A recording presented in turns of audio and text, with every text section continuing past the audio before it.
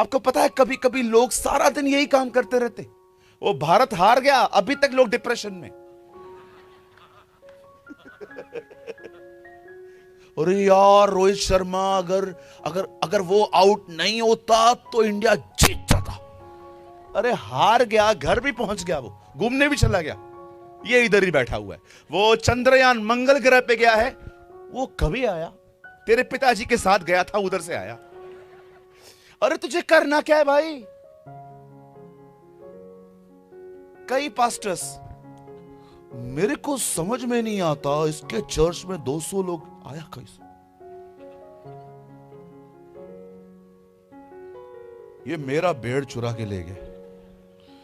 वो प्रभु बोलता है मेरी भेड़ है, पास्टर बोलता है मेरी भेड़ है, भेड़ बीच में खड़ी है, किसकी हूं?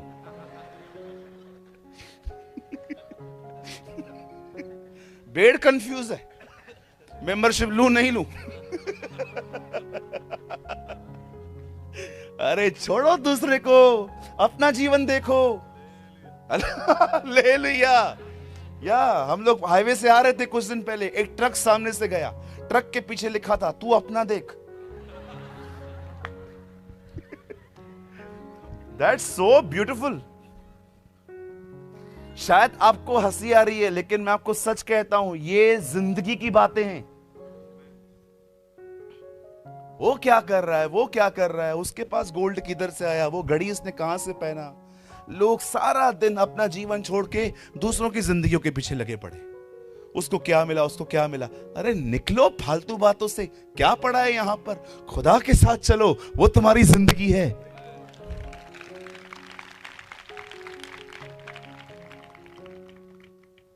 नहीं, लेकिन मेरे को फिर भी जानना है इसने बाइक लिया कैसे। आइए, मैं चाहता हूं आप सब सामने देखिए। ओके, हमारे पास और आधा घंटा है, बड़े ध्यान से सुनिए। बाइबल कहती है एक समय था जब परमेश्वर ने, खुदा ने मूसा को कहा तू मिस्र जा और मेरे लोगों को वहां से निकाल के लेकर आ।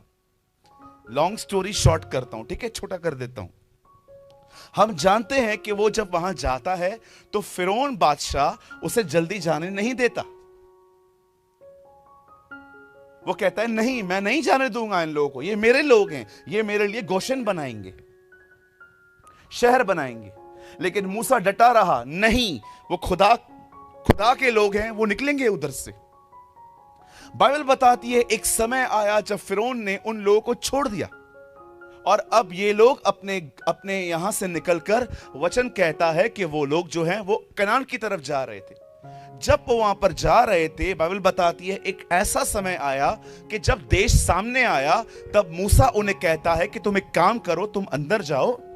कुछ लोग, 12 लोग थे, तुम अंदर जाके देख कर आओ देश कैसा है। क्या उस देश के लोग कमजोर हैं कि ताकतवर हैं? कौन से घरों में रहते हैं? मट्टी के घरों में रहते हैं कि पत्थर के घरों में रहते हैं? जरा देख कर आओ वहां पर जमीन जो है, वहां पर खेती हो सकती है कि नहीं हो सकती है। जाओ देख कर आओ वहां के फल फ्रूट कैसा है, पानी कैसा है। जाओ देख कर आओ जिस देश के लिए प्रभु ने हमें कहा था कि यह देश जो है उसमें दूध और मधु की धाराएं बहती हैं, जरा देख कर आओ कि क्या यह देश वैसा ही है। बाइबल बताती है हर कबीले का एक व्यक्ति चुना गया, 12 लोग चुने गए।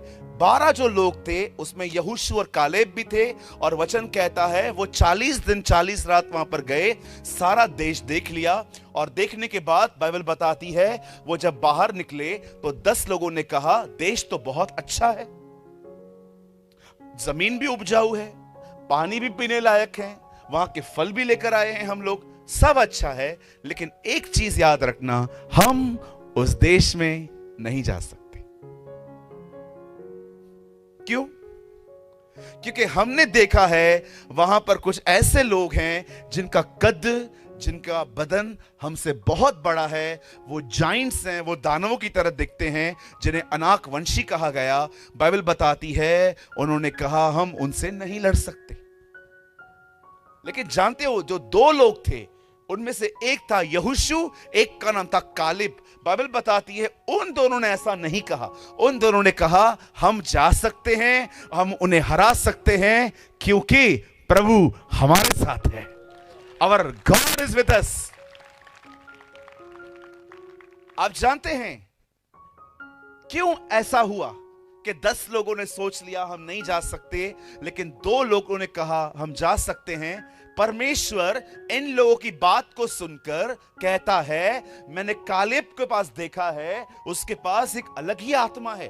अब ये जो वर्ड है आत्मा, ये इंग्लिश में ऐसा नहीं है। इंग्लिश में स्पिरिट वर्ड नहीं आया है, इंग्लिश में आया है डिफरेंट काइंड ऑफ एटीट्यूड। कहिए एटीट्यूड, बोलो बाजू वाले को एटीट्यूड। इसे हिंदी में कहेंगे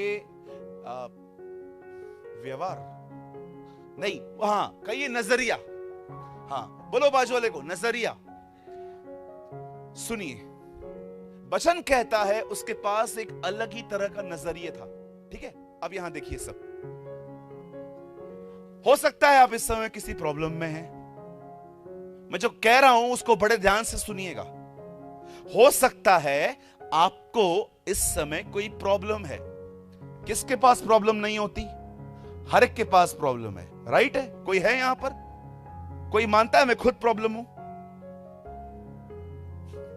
बहनों, कोई मानता है मैं भी प्रॉब्लम हूं? किसी ने कहा अगर एक व्यक्ति तुमसे नाराज है तो परेशान मत होइए, लेकिन सब तुमसे नाराज हैं, कहीं तुम ही तो प्रॉब्लम नहीं हो। समझ रहे हैं? कभी कभी तो लोग खुद प्रॉब्लम है, जिधर जाते हैं झगड़े करते, जिधर जाएंगे लड़ाइयां करेगी। एक बहन ने मुझे कहा मैं आपके चर्च में आ सकती हूं क्या? मैंने कहा आइए, लेकिन बताइए पुराना क्यों छोड़ रहे हो? वहां के लोग अच्छे नहीं हैं। मैंने कहा क्या करते? गालियां देते? नहीं, गाली नहीं देते। मीटिंग के बाद कोई भी आके मुझे प्रेज द लॉर्ड नहीं बोलता। मैंने कहा आ जाओ, मेरे पास तो एक हफ्ता भी नहीं टुकेगी, इधर भी कोई नहीं बोलता है। मैंने कहा प्रेज द लॉर्ड तो छोड़, ये लोग तो पानी भी नहीं पूछे तुझसे, फिर क्या करेगी? सारा दिन चर्च बदलते रहोगे? कुछ लोग कहते हैं मेरे से लोग अच्छा नहीं चलते। क्यों नहीं चलते? हेलो ओ मेरी बहन, क्यों नहीं चलते? भाई क्यों नहीं चलते? कहिए मेरे पीछे, जैसा व्यवहार मैं लोगों से चाहता हूं, पहले मुझे खुद करना पड़ेगा। कितनों को इज्जत चाहिए? मुझे चाहिए। हाँ मुझे चाहिए, मुझे अच्छा लगता है जब मेरी कोई इज्जत करता है। प्रोसेसर क्या है? पहले मुझे खुद करनी पड़ेगी। आप चाहते हो कोई आपको प्यार करे? कितने लोग चाहते हैं? हाँ, पहले आप करो। जिसने प्यार किया नहीं है, कृपया वो प्यार की मांग न करे, है ना? खुद 1 रुपए का चॉकलेट नहीं दिया है किसी को बर्थडे पे, और सामने वाले को उम्मीद करते हो घड़ी देगा। कैसे देगा? बोलो, पूछो बोलो, कैसे देगा? भैया इज्जत मिलती नहीं है, इज्जत बनानी पड़ती है, याद रखना। कुछ समझ पा रहे हैं आप लोग? हाँ, बहुत बार ऐसा होता है, हम लोगों से उम्मीद करते हैं वो हमसे प्यार करें, वो हमारी इज्जत करें। हम करते? आप करते? अगर आप नहीं करते, आपको क्यों मिलेगा? लोग मेरा नाम खराब करते हैं, ऐसे ही नहीं करते, पहले तुमने किया। बाइबल बताती है हमारा व्यवहार हमारे पास वापस लौटता है। कभी न भूलें इस चीज को। खुदा कालिब के लिए कहता है, ये मेरा दास कालिब जो है, ये एक अपना ही रवैया रखता है। आपको पता है कालिब के पास किस तरह का एटीट्यूड था? मैं आपसे एक सवाल पूछना चाहता हूं, यहां पर जितने भी लोग हैं, मुझे बताइए, आपके पास कोई प्रॉब्लम है, ठीक है? ये प्रॉब्लम जाने के बाद दूसरा प्रॉब्लम नहीं आएगा। हाँ आएगा? नहीं आएगा? हमारे चर्च में एक बहन आई, उसने पता है क्या कहा? ब्रदर आप इधर आइए, ब्लू वाले, हाँ इधर आइए, इधर आइए, जल्दी आइए।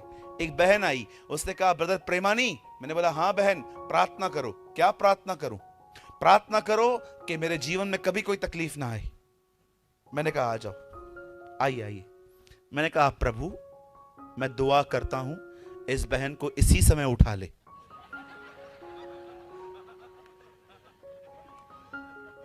भाई तू डर मत, तेरे लिए नहीं किए मैंने। ये डर गया होगा, पता नहीं रात को कुछ हो ना जाए। कुछ नहीं होगा भाई, प्रभु के स्वर्गदूत तुझे संभाल के रखेंगे। तो उस बहन के लिए मैंने क्या प्रार्थना की, प्रभु इसको उठा ले। तो उन्होंने बोला भैया ये क्या कर दिया। मैंने बोला बोलूं आमीन, हाँ बोलूं। मैंने कहा बहन आपने क्या मांगा, कोई तकलीफ ना आए। मैंने कहा वो उधर ही है, जब तक इधर रहोगे आएगी। ठीक है भाई, आमीन नहीं बोला है, हाँ अब चिंता मत करो, खुशी से जाओ, थोड़े बहुत बाल है उनके साथ जियो।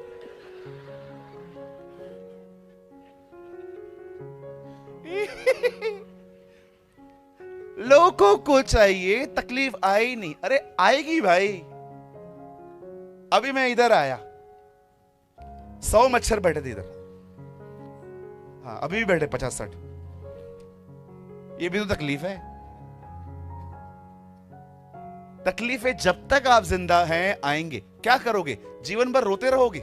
नहीं, रोना नहीं है, नजरिया बदलो। Change your attitude. यीशु को देखो, उसके सामने लोग मरे हुए रहते थे, वो कहता था सोए हैं। That's attitude. आपको पता है यीशु हर जगह पे जाते थे, बीमार को चंगा करते थे, दुष्ट आत्मा को निकालते थे, कोड़ियों को शुद्ध करते थे। पर आप में से किसनों ने इस बात पे ध्यान दिया, यीशु एक ही जगह था जहां नहीं जाता था, वो था किसी का अंतिम संस्कार। जिधर गया उधर बिगाड़ के आया। आपको पता है यीशु मसीह किसी के अंतिम संस्कार में नहीं जाते थे। कभी नहीं देखा होगा कोई मर गया और यीशु वहां खड़े हो गए थे पतरस के बाजू में। अच्छा आदमी था, रोज 2 पैक ही पीता था। प्रभु ऐसा नहीं है, मेरे को पता था, 1 नंबर का बेवड़ा था, बेवड़ा। अच्छा तेरे को ज्यादा मान, तू भी साथ में पीता था क्या? कभी आपने देखा प्रभु को? या प्रभु यूहन्ना के साथ कहां जाके खड़े हो गए, एक बहन मर गई थी उधर खड़े हो गए। ये चुगलियां कम मारती थी। नहीं नहीं, प्रभु इसी ने मेरा घर खराब किया था। कभी नहीं देखोगे। प्रभु जिधर गया उधर बिगाड़ के आया। लाजर की कब्र पे गया, उसका अंतिम संस्कार बोलो बिगाड़ के आया। एक बार याईर के घर पे गया, उसकी बेटी मर गई थी, वचन कहता है वहां पर भी बिगाड़ के आया। ओ बाइबल बताती है नाइन नगर में एक भाई को लेके जा रहे थे। प्रभु ने कहा रुको, नीचे उतारो। वहां पर अर्थी को छुआ, उधर भी बिगाड़ के आया। और सबसे खूबसूरत बात, अंत में अपना भी बिगाड़ दिया। खत्म। मैंने एक दिन प्रभु से पूछा, प्रभु मुझे एक बात बताइए, आप अंतिम संस्कारों पे क्यों जाते थे? मैं क्यों जाऊं, मैंने मौत बनाई ही नहीं थी, मैंने जीवन बनाया था, मैंने मौत नहीं बनाई थी। इसीलिए मैं मौत नाम भी यूज नहीं करता था, मैं हमेशा कहता था वे सोए। यस, आप जानते हो बाइबल बताती है एक दिन वो मौत को लेकर आग की झील में डाल देगा। उससे मौत कभी बनाई नहीं थी, मौत पाप की वजह से आई। हमारी बाइबल में लिखा है, क्या तुम नहीं जानते पाप का वेतन मृत्यु है, परंतु परमेश्वर का वरदान हमारे प्रभु यीशु में अनंत जीवन है, इटर्नल लाइफ। इसलिए बाइबल बताती है जो आदम में जीते हैं वे मरते हैं, पर जो मसीह में जीते हैं वे जिलाए जाते हैं। आमीन। कब तक आप लोग रोते रहेंगे? कुछ लोग देखिए अभी भी इधर बैठे रहेंगे ना, ऐसे बैठे रहेंगे।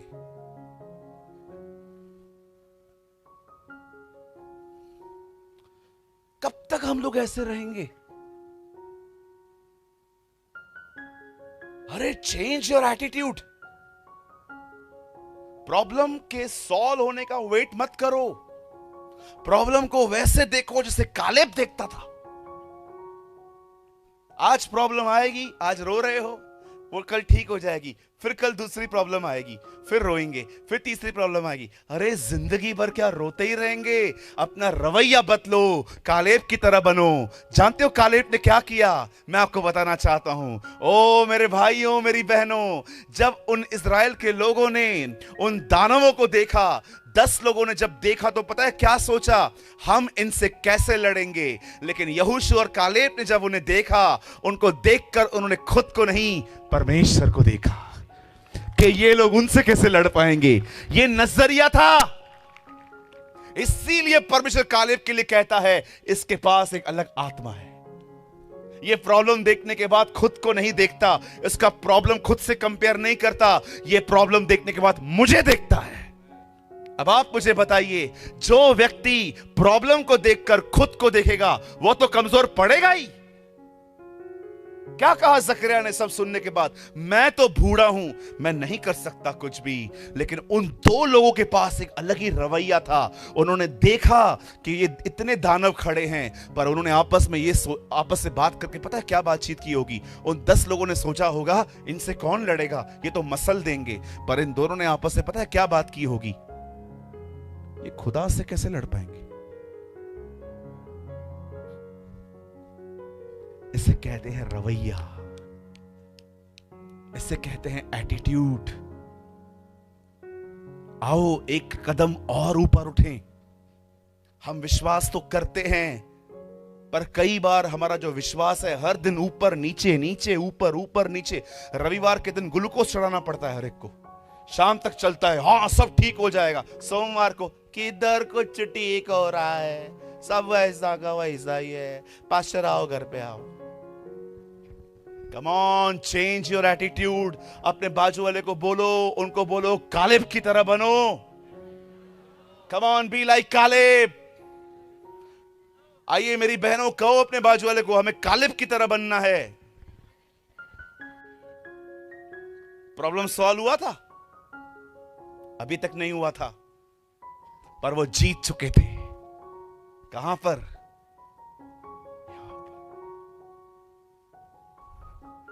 जब दाऊद गोलियत के सामने जाता है तो दाऊद क्या कहता है? आज मैं तुझे मारूंगा और तेरे सर को धड़ से अलग करूंगा। तब समस्त पृथ्वी जान लेगी कि इज़राइल में एक परमेश्वर है। आप मुझे बताइए, क्या दाऊद जीता था? ये वो लोग थे जो सबसे पहले यहां जीत चुके थे। प्रॉब्लम को बाहर सॉल्व होते देखने से पहले प्रॉब्लम को इधर विक्टोरियस देखो। अरे आएंगी जाएंगी प्रॉब्लम्स भाई, प्रॉब्लम कभी खत्म नहीं होने वाली है। आज ये प्रॉब्लम जाएगी, वो दूसरी प्रॉब्लम आएगी। क्या करेंगे? जिंदगी भर रोते रहेंगे, पीटते रहेंगे, लोगों के सामने हाथ फैलाते रहेंगे, आप मदद कर दो, आप मदद कर दो। अपना बिहेवियर बदलो। हर दिन जब सुबह उठते हो पवित्र आत्मा से कहो, पवित्र आत्मा मेरी सहायता कर, मेरी मदद कर, ताकि मैं भी तकलीफों को वैसे ही देख पाऊं जैसे कालेब देखता था। परमेश्वर ने हमें यह वचन सिर्फ इसीलिए नहीं दिया है ताकि हम इसको पढ़ के प्रचार करें, बिल्कुल भी नहीं। न प्रभु ने सिर्फ इसलिए दिया है कि हमारे पास जानकारी हो कि गिनती 14 अध्याय में एक लड़के के बारे में लिखा है। जानते हो पवित्र आत्मा क्यों दिया गया है? ताकि जो कुछ आप इसमें पढ़ते हो वो आप एडॉप्ट कर सको, वो आपके अंदर आ सके।